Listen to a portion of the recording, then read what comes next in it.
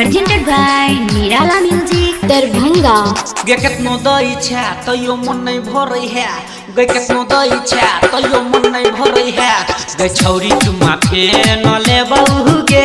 आए कबेरा यार ले बहु गे आ होठ रगहर के ले बहु गे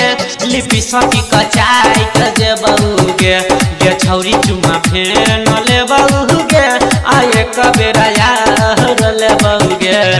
केतनो दई छा तइयो मन नहीं भरै है गे केतनो दई छा तइयो मन नहीं भरै है गे छौरी चुमा फेन ले बहु गे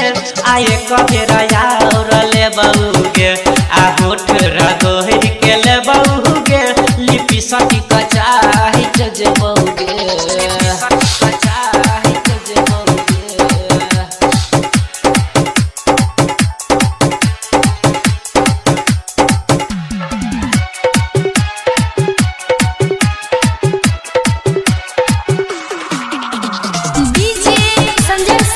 presented by Nirala Music Darbhanga।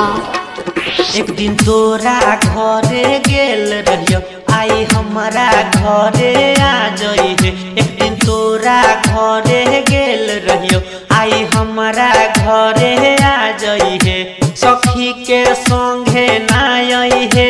अकेले घरे आ जई है गे केतनो दई छा तइयो मन नहीं भरै है गे केतनो दई छा तइयो मन नहीं भरै है गे छौरी चुमा फेन ले बहु गे आए कबेरा यार ले बहु गे होठ रगहर के ले बहु गे लिपि सटी कचाई के जे बहु गे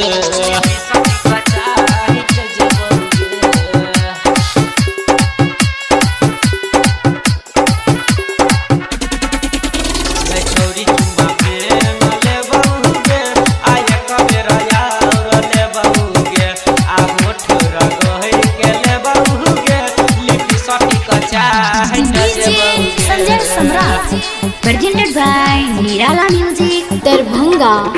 स्पेशल तोरा लचाई रखबो कहबे त गुड्डे बिसक तो रखबो स्पेशल तोरा लचाई रखबो कहबे त गुड्डे बिसक तो रखबो भैर रात तोरा खिया खिया के चुम्मा जय रम्मा खूब लतौ गे केतनो दई छा तइयो मन नहीं भरै है गे केतनो दई छा तइयो मन नहीं भरै है गे छौरी चुम्मा फेन ले बहु गे